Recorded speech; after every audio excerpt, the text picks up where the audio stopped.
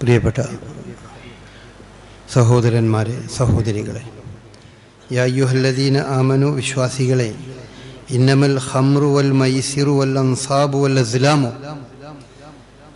തീർച്ചയായും ഇന്നമൽ ഖംറു മദ്യം, വൽ മൈസിറു ചൂതാട്ടം, വൽ അൻസാബു പ്രതിഷ്ഠകൾ, വൽ അസ്ലാം ഭാഗ്യ നിർഭാഗ്യങ്ങൾ നോക്കുന്ന അമ്പുകൾ, റിജ്സും മിൻ അമലി ശൈത്താൻ പൈശാചിക പ്രവർത്തനത്തിൻ്റെ മ്ലേച്ഛമായ ഭാഗമാണ്.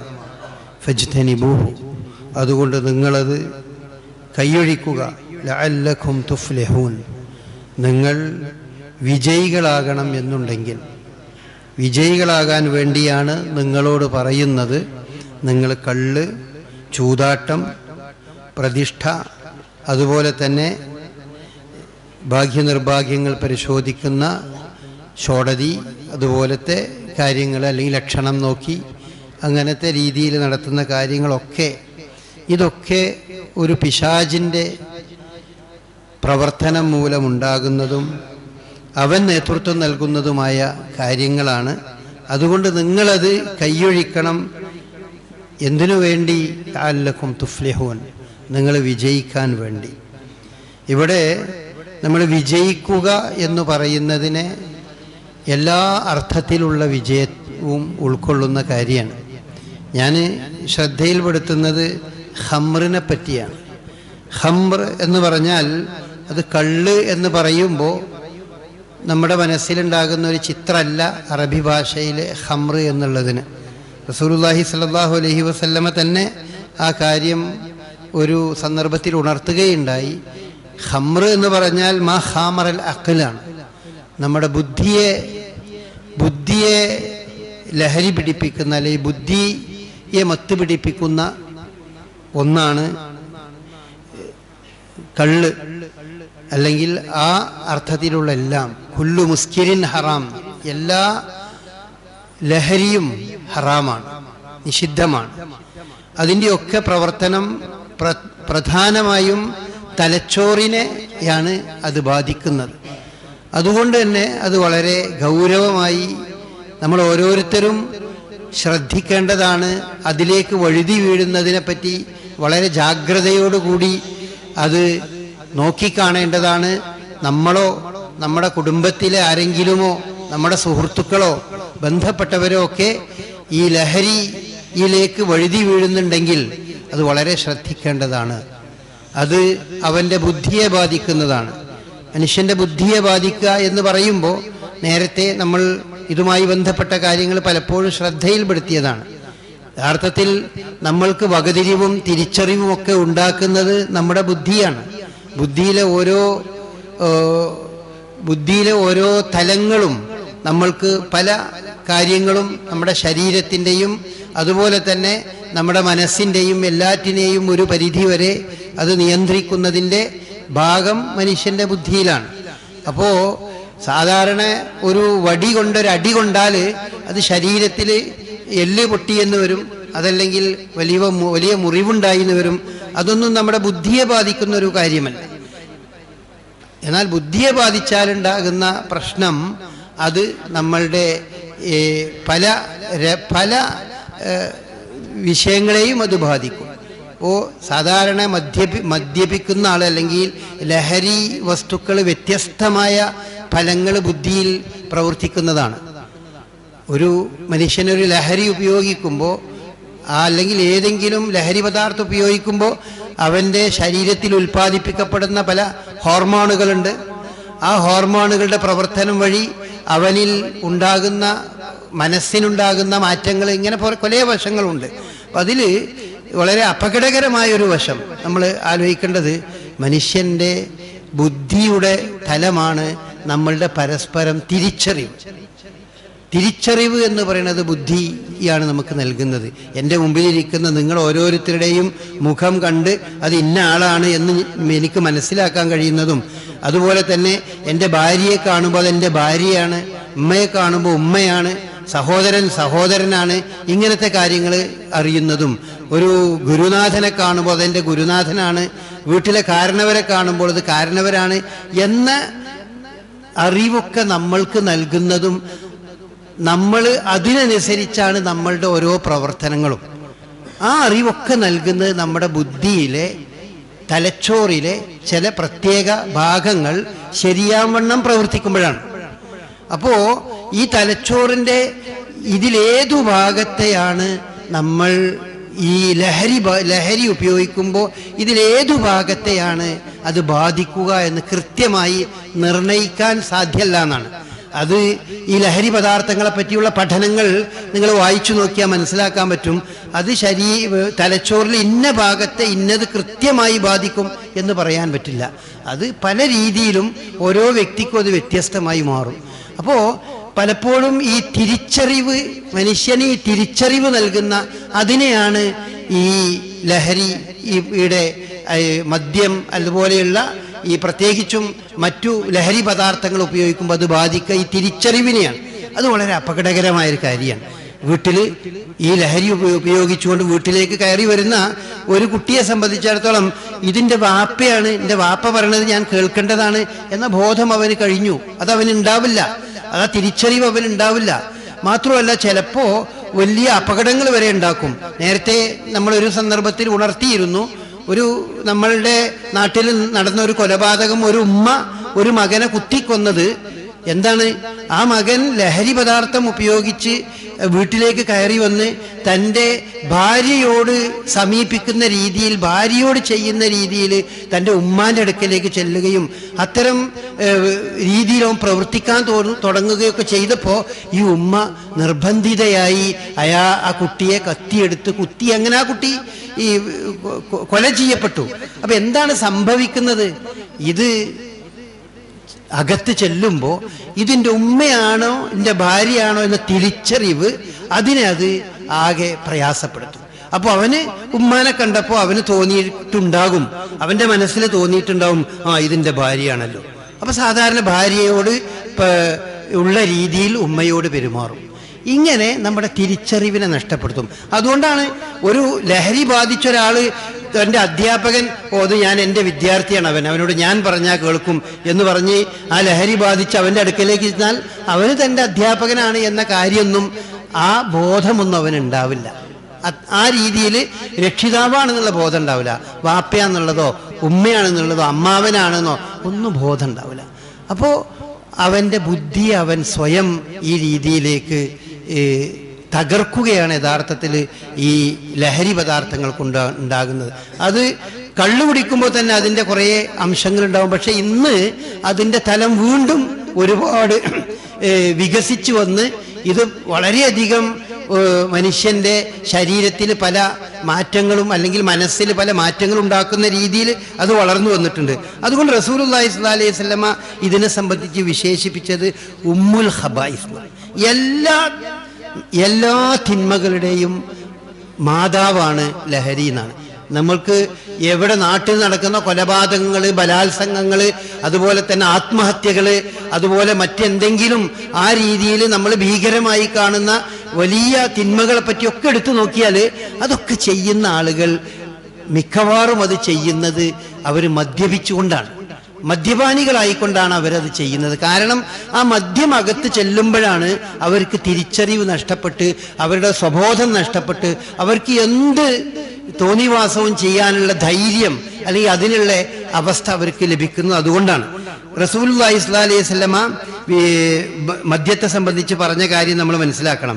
റസൂലുള്ളാഹി പറഞ്ഞു, മദ്യം കുടിക്കുന്ന, മദ്യത്തുമായി ബന്ധപ്പെട്ട 10 കാര്യങ്ങൾ അത് അള്ളാഹു ശപിച്ചതാണ്, അള്ളാഹിന്റെ ശാപ്പുള്ള കാര്യമാണ്. അതിൽ റസൂലുള്ളാഹി പറഞ്ഞ കാര്യങ്ങൾ ഒന്ന്, ആസിറുഹ വ മുഅ്തസിറുഹ വ സാഖിഹ വ ബാഇഹ വ ആകിലു സമനിഹ എന്ന് പറഞ്ഞിങ്ങനെ തുടങ്ങുകയാണ്. അതായത് മദ്യം ഉണ്ടാക്കുന്ന തൊഴിലാളികൾ, മദ്യം ഉണ്ടാക്കുന്ന തൊഴിൽശാലയിൽ ജോലിയെടുക്കാൻ പാടില്ല. അത് ഞാനത് കുടിക്കണമെന്നില്ലല്ലോ എന്ന് വിചാരിച്ചത് പാടില്ല. മദ്യം എന്ന് പറഞ്ഞത് ഈ രീതിയിലല്ല, മറ്റേത് രീതിയിലുള്ള ലഹരി വസ്തുക്കൾ ഉണ്ടാക്കുന്ന തൊഴിൽശാലയിൽ അവരുണ്ടാക്കാൻ പാടില്ല. അതുപോലെ തന്നെ അത് ഉണ്ടാക്കുന്ന തൊഴിലാളിയും അത് ഉണ്ടാക്കിക്കുന്നവരും അബ്കാരികൾ, കള്ള് ഷാപ്പ് നടത്തുകയും അതിനു വേണ്ടി പണം ചെലവഴിക്കുന്നതും ഒക്കെ ശപിക്കപ്പെട്ടവരാണ്. കുടിക്കുന്നവൻ ശപിക്കപ്പെട്ടവനാണ്. അതിന്റെ കാരിയർ, അതാണ് മറ്റൊന്ന് ഹാമിലുഹ എന്ന് പറഞ്ഞ കാരിയർ, നമ്മളെ സ്കൂളുകളിലും കോളേജുകളിലും ഒക്കെ കുട്ടികളെ ഇത്തരം ഈ കഞ്ചാവ് പോലെയുള്ളതിന് കാരിയറായിട്ട് ഉപയോഗിക്കും. കാരിയറായിട്ട് ഉപയോഗിക്കുമ്പോൾ അവരുപയോഗിക്കണമെന്നില്ല എന്ന് പറഞ്ഞുകൊണ്ട് കാര്യമല്ല. ആ കാരിയറായി നടക്കുക എന്ന് പറഞ്ഞതും അതിൽ ശപിക്കപ്പെട്ട കാര്യമാണ്. പിന്നെ അതിന് ഓർഡർ കൊടുത്ത ആള്, റസൂലുള്ള പറഞ്ഞ ഞാനതിൻ്റെ വൈപുല്യം മനസ്സിലാക്കാൻ വേണ്ടിയാണ്, അതിൻ്റെ ഓർഡർ കൊണ്ടുവരാൻ വേണ്ടി ഓർഡർ കൊടുത്ത ആള്, അയാളും ശപിക്കപ്പെട്ടവനാണ്. അത് ഒഴിച്ചു കൊടുക്കുന്ന ആള്. അപ്പോ നമ്മൾക്ക് ഒരു ജോലി കിട്ടി, ആ ജോലി കിട്ടിയാൽ എന്താ പിന്നെ ജോലി ചോദിച്ചാൽ ജോലി ഒന്നുമില്ല, മദ്യം ഒഴിച്ചു കൊടുക്കലാണ് ജോലിയെങ്കിൽ ആ ജോലി ചെയ്യുന്നത് അതൊരു ശപിക്കപ്പെട്ട ജോലിയാണ്. മദ്യം ഒഴിച്ചു കൊടുക്കലാണ് നിങ്ങൾക്ക് ലഭിക്കുന്ന ജോലിയെങ്കിൽ അതൊരു ശപിക്കപ്പെട്ട ജോലിയാണെന്നാണ്. അപ്പോ ഏതു സൗഹൃദത്തിന്റെ പേരിലാണെങ്കിലും ഒരു കഞ്ചാവ് വലിക്കുന്ന ഒരാൾക്ക് ഒരു തീപ്പെട്ടി ഉരച്ച് അല്ലെങ്കിൽ സിഗരറ്റ് ഉരച്ച് അതിന്റെ ആ തീ അങ്ങനെ വെച്ചു കൊടുക്കുന്ന, സാധാരണ പുകവലിക്കുന്ന ആളുകൾ പരസ്പരം അങ്ങോട്ടും ഇങ്ങോട്ടും സഹകരിക്കണ പോലെ അങ്ങനെ അത് ചെയ്യുന്നത് പോലും ആ ഒഴിച്ചു കൊടുക്കുക എന്ന് പറഞ്ഞതിന്റെ പരിധിയിൽ അതൊക്കെ പെടും. ആ കാര്യങ്ങൾ പോലും ശപിക്കപ്പെട്ട കാര്യമാണ്. അതുപോലെ അത് വിൽപ്പന നടത്തുക, അത് ഉപജീവന മാർഗമായി സ്വീകരിക്കുക. അപ്പൊ ഇങ്ങനെ ലഹരി വസ്തുക്കൾ വിറ്റുകൊണ്ടോ അല്ലെങ്കിൽ അതിന് ഏജന്റായി നിന്നുകൊണ്ടോ അതിന്റെ ഏതെങ്കിലും ഒരു തലത്തിൽ നിന്നുകൊണ്ട് അവൻ പ്രവർത്തിക്കുന്നതിന് ശപിക്കപ്പെട്ട പ്രവർത്തനം എന്ന് റസൂലുള്ളാഹി സ്വല്ലല്ലാഹി അലൈഹി വസല്ലമ വിശേഷിപ്പിച്ച് നമുക്ക് കാണാൻ കഴിയും. അതുപോലെ റസൂലുള്ളാഹി സ്വല്ലല്ലാഹി അലൈഹി വസല്ലമ പറയുകയുണ്ടായി, അൽ ഈമാനു വൈദുമാനുൽ ഖംർ, അത് വല്ലാഹി ലാ യജ്തമിഉ, ഒരു മുഴുക്കുടിയനും ഒരു ഈമാനും അതൊരിക്കലും ഒരുമിച്ച് ചേരൂല. മുഴുക്കുടിയനായ ഒരു മനുഷ്യൻ നല്ല മുഅ്മിനായി ആയി നടക്കുക എന്ന് പറഞ്ഞത് അങ്ങനെ ഒരു അവസ്ഥ ഉണ്ടാവില്ല എന്നാണ് റസൂലുള്ളാഹി സ്വല്ലല്ലാഹി അലൈഹി വസല്ലമ പറഞ്ഞത്.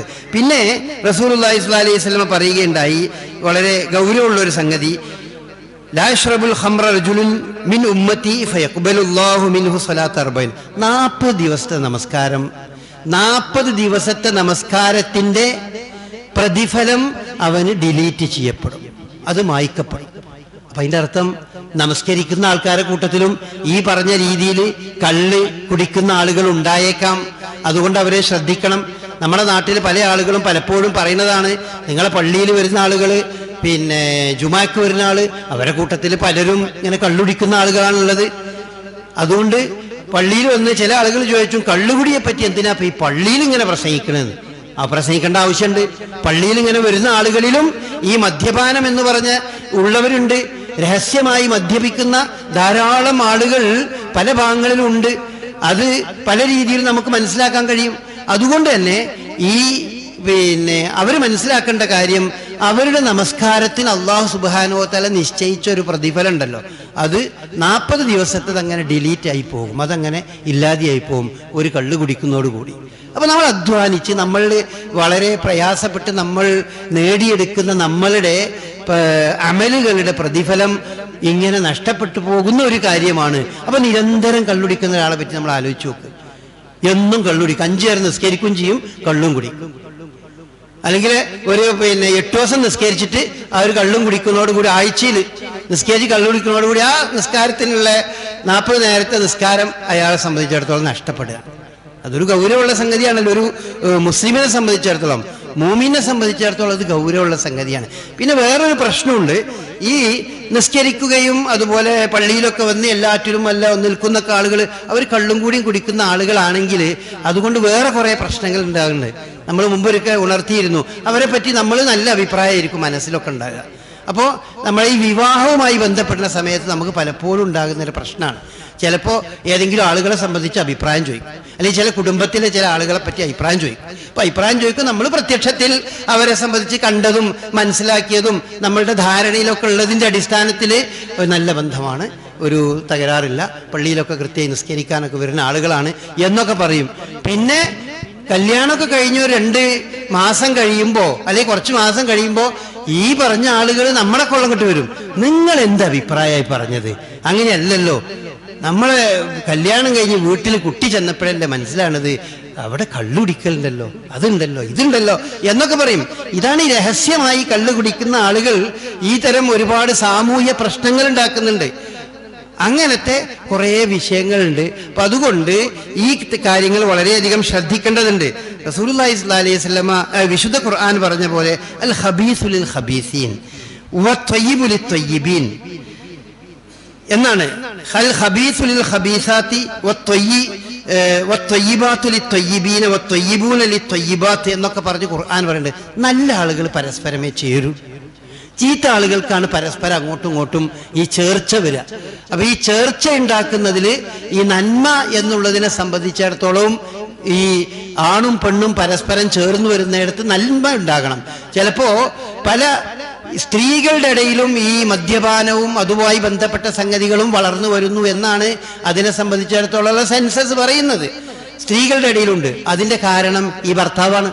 ഭർത്താവ് മദ്യപിക്കുന്ന ആളാകുമ്പോ ചിലപ്പോ മെല്ലെ പറഞ്ഞ് പല രീതിയിലും പറഞ്ഞിട്ട് കുറച്ച് തൻ്റെ ഭാര്യയെ കൊണ്ടും ആ രീതിയിൽ മദ്യപിക്കാൻ നിർബന്ധിക്കുകയോ അല്ലെങ്കിൽ പ്രേരിപ്പിക്കുകയോ ഒക്കെ ചെയ്യും. സ്വാഭാവികമായും അവരും അതിൻ്റെ രൂപത്തിലേക്ക് പോകും. ഇങ്ങനെ മദ്യപിച്ച് ഉണ്ടാകുന്ന തുടക്കം എല്ലാ ഇതുമായി ബന്ധപ്പെട്ട പഠനങ്ങളും ഇതിനെപ്പറ്റി പഠിക്കുന്ന ശാസ്ത്രീയമായി പഠിക്കുന്നവരൊക്കെ പറയാ തുടക്കം ഇത് സൗഹൃദത്തിലൂടെ കടന്നു വരുന്നതാണ്. സൗഹൃദത്തിലൂടെ വളരെ കൂട്ടുകാരുമായി ബന്ധപ്പെട്ട് മെല്ലെ മെല്ലെ തുടങ്ങിക്കഴിഞ്ഞ് പിന്നെ കുറച്ച് കഴിയുമ്പോൾ അവനത് ഒഴിവാക്കാൻ കഴിയാത്ത അവസ്ഥ വരും. ഈ ഒഴിവാക്കാൻ കഴിയാത്ത അവസ്ഥ വന്നാൽ അതൊരു രോഗമായി മാറും. അങ്ങനെയാണ് ആധുനികമായ രീതിയിൽ ഈ മദ്യപാനത്തെ നോക്കിക്കാണുന്നത്. അങ്ങനെയാണ്. അതുകൊണ്ട് തുടങ്ങുന്നിടത്ത് തന്നെ നമ്മൾ ശരിയായ രീതിയിൽ ശ്രദ്ധിച്ചിട്ടില്ലെങ്കിൽ കുറച്ച് കഴിഞ്ഞാൽ ഒഴിവാക്കാൻ കഴിയാത്ത രീതിയിൽ അത് അവൻ്റെ ശരീരത്തിലെ രക്തവുമായി ബന്ധപ്പെട്ടും പല രീതിയിലും അത് അവൻ്റെ ശരീരത്തിൽ അതുമായി ബന്ധപ്പെട്ട പല ഹോർമോണുകളും ഉൽപ്പാദിപ്പിക്കപ്പെടും. അങ്ങനെ അത് ഒഴിവാക്കാൻ കഴിയാത്ത രീതിയിൽ അവൻ മാറി അതൊരു രോഗമായി മാറും. രോഗമായി മാറിക്കഴിഞ്ഞാൽ പിന്നെ ആര് പറഞ്ഞാലും അതങ്ങനെ പെട്ടെന്നൊന്നും ഒഴിവാക്കാൻ അവന് സാധിക്കൂല. അത് ഓനെ പറഞ്ഞിട്ട് കാര്യമില്ല, വളരെ പ്രയാസമായിരിക്കും. എനിക്ക് അനുഭവമുണ്ട്. എൻ്റെ ഇടയ്ക്ക് ചില ഇങ്ങനെ പ്രയാസപ്പെടുന്ന ആളുകൾ, ചില ആളുകൾ വന്ന് ഇന്നൊന്ന് രക്ഷപ്പെടുത്തി തരണം എന്നൊക്കെ പറഞ്ഞ് അടുത്ത് വരാറുണ്ട്. രക്ഷപ്പെടുത്തി തരണം എങ്ങനെയെങ്കിലും. കാരണം അയാൾക്കിത് ഒഴിവാകണം എന്നുണ്ട്, പക്ഷെ കഴിയണില്ല, ഒരു നിലക്കും കഴിയണില്ല. ആ സാഹചര്യത്തിലാണ് നമ്മൾ ഡി അഡിക്ഷൻ സെന്ററുകളെ നമ്മൾ ശ്രദ്ധിക്കേണ്ടത്. അല്ലാതെ അവനെ പിടിച്ച് കുറെ തല്ലിയത് കൊണ്ടോ അത് അല്ലെങ്കിൽ മറ്റെന്തെങ്കിലും ശിക്ഷാമുറകളെ ഏൽപ്പിച്ചതുകൊണ്ടൊന്നും കാര്യമില്ല. ഡി അഡിക്ഷൻ സെന്ററുകളിലേക്ക് നമ്മൾ മാറ്റണം. ഡി അഡിക്ഷൻ സെന്ററിൽ എത്തുമ്പോൾ നമ്മൾ അവിടുന്ന് അതിനൊരു രോഗമായാണ് ഡി അഡിക്ഷൻ സെന്ററിലൊക്കെ അതിനെ കാണുന്നത്. അതുകൊണ്ട് അവരോട് വളരെ സൗമ്യമായും നല്ല രീതിയിലുമാണ് പെരുമാറുക. അത് പല രീതിയിലുണ്ട്.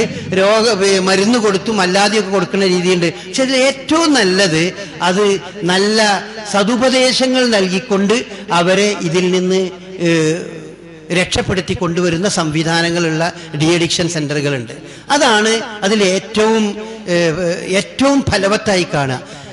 ഈ രീതി ഇതിൽ നമ്മളുടെ കൂട്ടത്തിൽ അങ്ങനത്തെ പല ആളുകളും സ്വകാര്യമായോ അല്ലാതെയൊക്കെ ഉണ്ടെങ്കിൽ അത് അവരാ മാർഗം സ്വീകരിക്കേണ്ടത്. നമ്മളുടെ മക്കളിലോ പേരമക്കളിലോ കുടുംബത്തിലോ നമ്മളുമായി നമ്മുടെ സൗഹൃദത്തിലോ ഇങ്ങനെ രക്ഷപ്പെടാൻ, ഇതിൽ നിന്ന് രക്ഷപ്പെടാൻ പ്രയാസപ്പെട്ട് നിൽക്കുന്ന ആളുകൾ, കുട്ടികളോ മുതിർന്നവരോ ഒക്കെ ഉണ്ടെങ്കിൽ അവർ ഇത്തരം സെന്ററുകളിൽ എത്തിക്കണം. അങ്ങനെ അവിടെ പോയി ഒരു 2 ആഴ്ച അല്ലെങ്കിൽ 3 ആഴ്ച ഇതൊന്നും ഉപയോഗിക്കാതെ അവരിങ്ങനെ നിൽക്കുമ്പോൾ അവരുടെ ശരീരത്തിലെ ഇതിനോടുള്ള ടെൻഡൻസി, ആ ഹോർമോണ് അതിങ്ങനെ ഇല്ലാതെയായി കുറേശ്ശെ കുറഞ്ഞ് വന്ന് അങ്ങനെ അവരൊരു നോർമൽ ലെവലിലേക്ക് എത്തും. ആ ലെവലിലേക്ക് എത്തുമ്പോൾ ഈ മതപരമായ കാര്യങ്ങളെ പറ്റിയുള്ള ബോധവും ഇതിനെ സംബന്ധിച്ചുള്ള പരലോക ചിന്തയും മറ്റൊക്കെ അവർക്ക് അതിങ്ങനെ കൊടുത്തു കഴിഞ്ഞാൽ അവർക്ക് നിലനിർത്തി പോകാനാവും. അത് നിലനിർത്തുക എന്നുള്ളത് പിന്നീട് കുടുംബങ്ങളുടെ ബാധ്യതയാണ്. നിലനിർത്തി കൊണ്ടുപോകണമെങ്കിൽ പിന്നെ ആ കള്ള് കുടിക്കുന്ന അല്ലെങ്കിൽ മദ്യ ലഹരിയിലേക്ക് പോകുന്ന ആ സൗഹൃദത്തിലേക്ക് ഒരിക്കലും നീങ്ങാൻ സമ്മതിക്കാൻ പാടില്ല. കാരണം ഈ ഡി അഡിക്ഷൻ സെന്ററുകളിൽ നിന്ന് മടങ്ങി വന്ന് ഒരു 2 മാസം ഒക്കെ കഴിയുമ്പോഴേക്ക് പിന്നെ വീണ്ടും അവർ മദ്യപാനത്തിലേക്ക് തന്നെ പോകും. കാരണം മദ്യപിക്കാനുള്ള ടെൻഡൻസി, താല്പര്യം അവരെ മനസ്സിന്റെ ഉള്ളിൽ നിന്ന് മുഴുവൻ പോയിട്ടുണ്ടാവില്ല. അപ്പൊ ചാൻസ് കിട്ടിയാൽ അവർ വീണ്ടും മറ്റൊരു സൗഹൃദത്തിലേക്ക് പോയി. അപ്പൊ അവിടെ ശ്രദ്ധിക്കുക എന്നുള്ള ആ സന്ദർഭത്തിൽ വളരെ ഗുണകാംക്ഷയോടുകൂടി അത്തരം ആളുകളെ ശ്രദ്ധിച്ചുകൊണ്ട് നിലനിർത്തി കൊണ്ടുപോയാൽ ഈ വിപത്തിൽ നിന്ന് രക്ഷപ്പെടാൻ കഴിയും. അപ്പോൾ മദ്യത്തിലുള്ള ഈ രണ്ട് തലങ്ങളെ സംബന്ധിച്ച് നമ്മൾ മനസ്സിലാക്കണം. ഒന്ന്, അതൊരു രോഗമായി മാറുന്ന ഒരു തലത്തിൽ എത്തിക്കഴിഞ്ഞാൽ പിന്നെ അതിന് ചികിത്സയാണ്.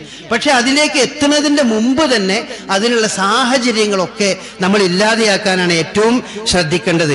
ഈ സാഹചര്യങ്ങളിൽ വളരെ പ്രധാനപ്പെട്ടതാണ് നമ്മളുടെ കുട്ടികളെ ശ്രദ്ധിക്കേണ്ടത്. ഇപ്പോൾ ഈ ഗാങ് സിസ്റ്റമാണ് നമ്മൾ പറഞ്ഞത്. ഗാങ്ങാണ്, കുട്ടികൾ ഒരുപാട് ഗാങ് ആയിട്ടാണ്. അപ്പൊ എങ്ങനത്തെ ഗാങ് ആണ് എൻ്റെ കുട്ടി എന്നുള്ളത് രക്ഷിതാക്കൾക്ക് അതിനെപ്പറ്റിയൊരു ശരിയായ ധാരണ വേണം. അങ്ങനെ നല്ല ഒരു സംഘത്തിലെ കുട്ടികളെ നമ്മൾ ആ സംഘത്തിൻ്റെ കൂടെ നിലനിൽക്കാനേ സമ്മതിക്കാവൂ. അപ്പോൾ കുട്ടികളെ നമ്മൾ പ്രായത്തിൽ, പ്രത്യേകിച്ചും സ്കൂളുകളിലൊക്കെ പഠിക്കുന്ന കുട്ടികൾ, ഹൈസ്കൂൾ ക്ലാസ്സും അതുപോലെ പ്ലസ് ടുവും കോളേജിലൊക്കെ പഠിക്കുന്ന കുട്ടികൾക്ക് ഈ രീതിയിലുള്ള സൗഹൃദത്തിന് മറ്റു സന്ദർഭങ്ങളിലുള്ളതിനേക്കാൾ വലിയ സ്വാധീനമാണ്. രക്ഷിതാക്കളെക്കാളും വീട്ടിലുള്ള മറ്റേത് കാരണവരെക്കാളൊക്കെ അവർക്ക് ഏറ്റവും വിലപ്പെട്ടതും പ്രിയപ്പെട്ടതും അവരുടെ സുഹൃത്തുക്കളായിരിക്കും. സുഹൃത്തുക്കളുടെ ആവശ്യങ്ങളും നിറവേറ്റാൻ വേണ്ടി എന്തും ചെയ്യുന്ന രീതിയാണ് ആണും പെണ്ണും. ഈ പ്രായത്തിൻ്റെ ഒരു പ്രത്യേകതയാണ്. ആ പ്രായത്തിൽ അങ്ങനെ സൗഹൃദത്തിൻ്റെ കൂടുതൽ പ്രാധാന്യം കൊടുക്കുന്ന ഒരു പ്രായമായതുകൊണ്ട് ആ സന്ദർഭത്തിൽ സൗഹൃദം നന്നാക്കണം. അതുകൊണ്ട് കുട്ടികളെ ശ്രദ്ധിക്കണം.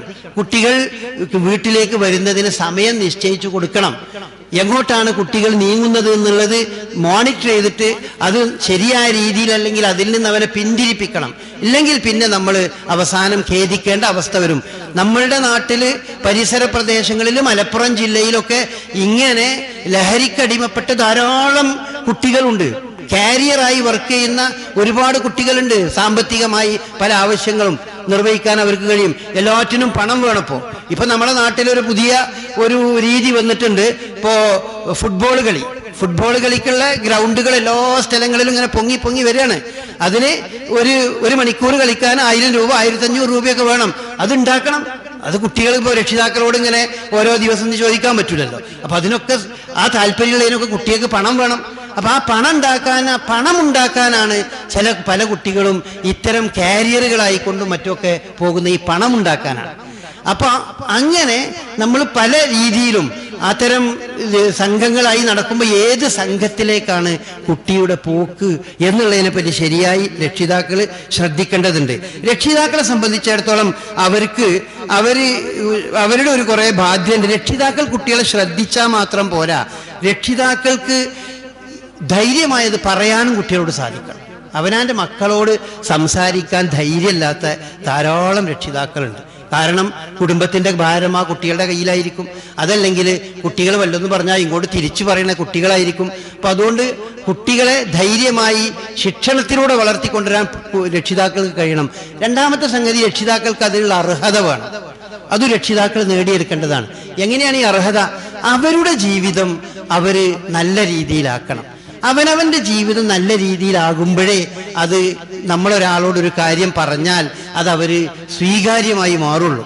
അതുകൊണ്ട് തന്നെ അവർ വീട്ടിലും തൻ്റെ ഇണയോട്, ഭാര്യയോട്, ഉമ്മാനോട് പെരുമാറുന്ന രീതി, വാപ്പ ഉമ്മാനോട് പെരുമാറുന്ന രീതി കണ്ട വാപ്പാൻ്റെ ഈ വർത്താനമൊക്കെ ആരാ കേൾക്കുക എന്ന് ചോദിക്കണേ കുട്ടികളുണ്ടാവും. അതുപോലെ ഉമ്മ വാപ്പാനോട് പറയുന്ന വാക്കുകൾ കേട്ടാൽ ഏത് കുട്ടിയാ നന്നാകുക എന്ന് വിചാരിക്കണ അവസ്ഥ ഉണ്ടാവും. ഇപ്പൊ വീട്ടിലെ ഈ അങ്ങോട്ടും ഇങ്ങോട്ടുമുള്ള വീട്ടിലെ ഉമ്മയും വാപ്പയും അങ്ങോട്ടും ഇങ്ങോട്ടും എപ്പോഴും ചണ്ടയും സംസാരവും ഒക്കെ ആകുകയാണെങ്കിൽ അത് കുട്ടികളിൽ ഇവരോടുള്ള ഒരു തരം അവമതിപ്പ് ഇവരുടെ മനസ്സിൽ കുട്ടികളിൽ വളർന്നു വരും. അപ്പൊ അവർക്ക് കുറച്ചും കൂടി സന്തോഷവും ഒക്കെ കിട്ടുന്ന സുഹൃത്തുക്കളിലേക്ക് പോകും. അത് നല്ല സുഹൃത്തുക്കളല്ലെങ്കിൽ അവരുടെ ഇഷ്ടത്തിനനുസരിച്ച് അവരങ്ങനെ നീങ്ങിപ്പോകുന്ന അവസ്ഥ വരും. അപ്പൊ വീട്ടിലെ രക്ഷിതാക്കൾ കുട്ടികളോട് അവരുടെ മുമ്പിൽ വെച്ച് പരസ്പരം അങ്ങോട്ടും ഇങ്ങോട്ടും കലഹിക്കുന്ന ആ രീതി ഒഴിവാകണം. ഒന്ന്.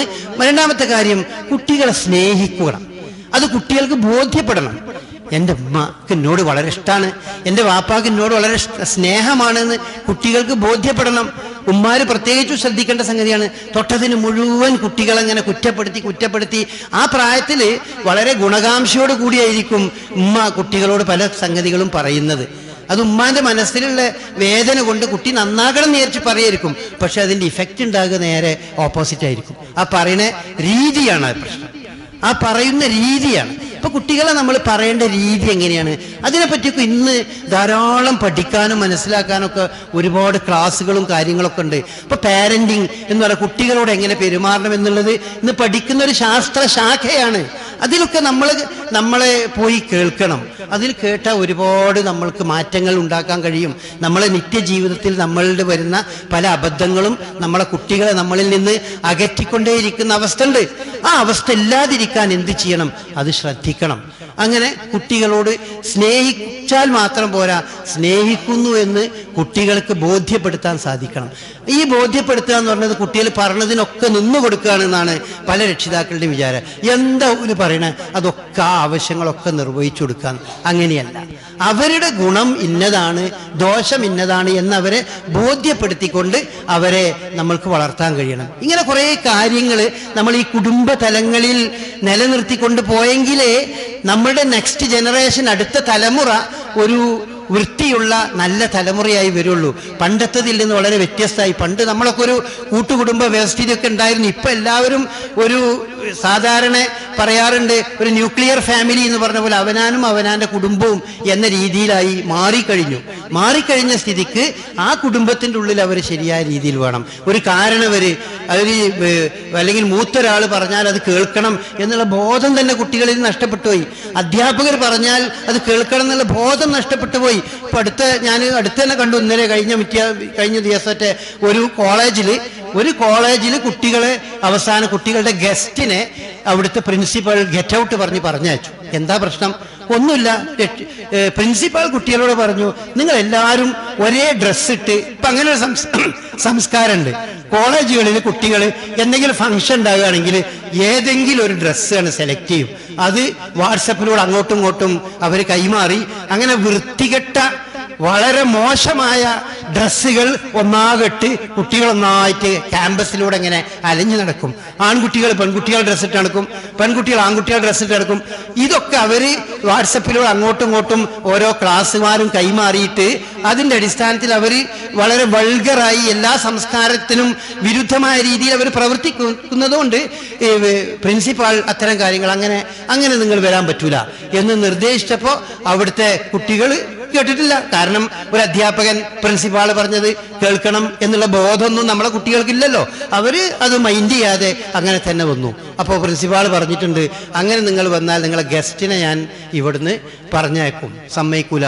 അങ്ങനെ അദ്ദേഹം സ്റ്റേജിൽ വന്ന് ഗസ്റ്റിനോട് ഗെറ്റ് ഔട്ട് പറഞ്ഞു. അങ്ങനെ അത് വലിയൊരു പ്രശ്നവും കാര്യമായിട്ട് പറയുന്നുണ്ട്. ശരിക്കും അങ്ങനെ ഗെറ്റ് ഔട്ട് പറയണം. അങ്ങനെ ത്രാണിയുള്ള പ്രിൻസിപ്പാൾമാരുണ്ടാകണം. അപ്പോഴേ സ്ഥാപനങ്ങൾ നന്നായി വരുള്ളൂ. അപ്പോൾ ഞാൻ പറഞ്ഞതിൻ്റെ ചുരുക്കം, നമ്മുടെ കുട്ടികളുടെ ഈ ഒരു ഗാങ്ങായി വന്ന് വളർന്നു കൊണ്ടുവരുന്നതിനെ പറ്റി രക്ഷിതാക്കൾ ശ്രദ്ധിക്കണം. ഇങ്ങനെ കോളേജിൽ ഇങ്ങനെ ഡ്രസ്സ് കൊണ്ടുവരണം എന്ന് പറഞ്ഞാൽ അത് ശരിയാണോ തെറ്റാണോ എന്നുള്ളത് അവരന്വേഷിക്കണം. പലപ്പോഴും വളരെ നിർധനരായ രക്ഷിതാക്കൾ ഈ പെൺകുട്ടികൾ വന്ന് അവര് ഗാങ് കൂടി തീരുമാനിച്ചതായിരിക്കും ഇന്ന ചുരിദാർ, ഇന്ന കളറുള്ള ചുരിദാർ നമ്മളെല്ലാവരും ധരിക്കുകയെന്ന്. വീട്ടിൽ അരി വാങ്ങിയിട്ട് തന്നെ ഉണ്ടാവില്ല വീട്ടുകാർ. പക്ഷെ ഈ ചെറിയ കുട്ടി വന്ന് നമ്മളോട് പറയുമ്പോൾ ഇത് ശരിയാണ്, കുട്ടിയുടെ പഠനത്തിന് വേണ്ടിയല്ലേ എന്ന് വിചാരിച്ച് രക്ഷിതാവ് അത് വാങ്ങിക്കൊടുക്കുകയാണ്. കുട്ടിയേക്ക് ബോധമല്ല ഇത് എൻ്റെ വാപ്പാക്ക്, എൻ്റെ കുടുംബത്തിന് ഇതൊരു വലിയ ഭാരമാണ് എന്നും, അതുകൊണ്ട് ഞാൻ ഇങ്ങനെ 1000, 2000, 3000, 1000 ഉറുപ്പ്യൻ്റെ ഒരു ചുരിദാർ ഒരു ദിവസത്തെ ഒരു ഫംഗ്ഷൻ നടത്തുന്നതിന് വേണ്ടി ഞാൻ വാങ്ങിക്കണത് ശരിയില്ല എന്നുള്ള ബോധം കുട്ടികൾക്കില്ല. അതില്ലാത്തത് കൊണ്ട് അവര് വീട്ടിൽ വന്ന് അത് പറഞ്ഞു. അപ്പൊ രക്ഷിതാക്കളത് ഇത് കോളേജിന്റെ ഒരു ആവശ്യമല്ലേ, സ്കൂളിന്റെ ഒരു ആവശ്യമല്ലേ എന്ന് വിചാരിച്ച് അങ്ങനെ അത് വാങ്ങിക്കൊടുക്കും ചെയ്യും. അങ്ങനെ ആ രീതിയിലാണ് നമ്മളുടെ കൾച്ചർ മാറിക്കൊണ്ടിരിക്കുന്നത്. അപ്പൊ ഇതൊക്കെ യഥാർത്ഥത്തിൽ നമ്മളുടെ കുട്ടികളിൽ ഇങ്ങനെ ലഹരിയും മദ്യവും ഉപയോഗിക്കുന്ന ടീമുകളിലേക്ക് ഒഴുകുന്നതിനുള്ള കാരണമായി മാറുന്നുണ്ട്. ഇങ്ങനൊരു ടീമായി ഗാങ്ങായി മാറുന്നത്. അതൊക്കെ ശ്രദ്ധിക്കണം. രക്ഷിതാക്കളും നാട്ടിലുള്ള ആളുകളൊക്കെ ശ്രദ്ധിക്കണം. ഇതൊന്നും ശ്രദ്ധിക്കാൻ പറ്റിയൊരു അവസ്ഥയിലല്ല പലപ്പോഴും ഈ അധ്യാപകരും എന്ന് നമ്മൾ മനസ്സിലാക്കണം. സർക്കാർ നിയമപ്രകാരം അതിലൊന്നും ഇടപെടാൻ പാടില്ല. അതൊന്നും പാടില്ല എന്ന സർക്കാർ നിയമപ്രകാരം അങ്ങനെയാണ്. അപ്പൊ അതുകൊണ്ട് ആർക്കതിന് ഇടപെടാൻ കഴിയുള്ളൂ? അത് രക്ഷിതാക്കൾ തന്നെ ശ്രദ്ധിക്കണം. മറ്റുള്ളവർ ബോധവൽക്കരണം നടത്തണം. നല്ല ബോധവൽക്കരണം നടത്തി നമ്മുടെ കുട്ടികളെ നല്ല ഒരു തലമുറയാക്കി കൊണ്ടുവരുന്നതിന് വേണ്ട കാര്യങ്ങളൊക്കെ നമ്മൾ ചെയ്യണം. അതിന് രക്ഷിതാക്കൾ ശ്രദ്ധിക്കണം, നാട്ടുകാർ ശ്രദ്ധിക്കണം, അതുപോലെ തന്നെ ഗുരുനാഥന്മാർ ശ്രദ്ധിക്കണം. ആ രീതിയിൽ ഒരു സംസ്കാരം നമ്മളുടെ ഇടയിൽ വളർന്നു വരണം. അള്ളാഹു അനുഗ്രഹിക്കുമാറാകട്ടെ. മറ്റൊരു വശം കൂടി ഇതുമായി ബന്ധപ്പെട്ട് ഇന്നഹു ലൈസ ബിദവാഇൻ വലാകിന്നഹു ദാ റസൂലുള്ളാഹി പറഞ്ഞ കാര്യമാണ്. മദ്യം എന്നത് ഒരിക്കലും ഒരു ചികിത്സയല്ല, അത് മരുന്നല്ല. ഏതെങ്കിലും വിഷയത്തിന് അത് മരുന്നാന്ന് ആരിൽ തെറ്റിദ്ധരിക്കുന്നുണ്ടെങ്കിൽ അത് തെറ്റാണ്.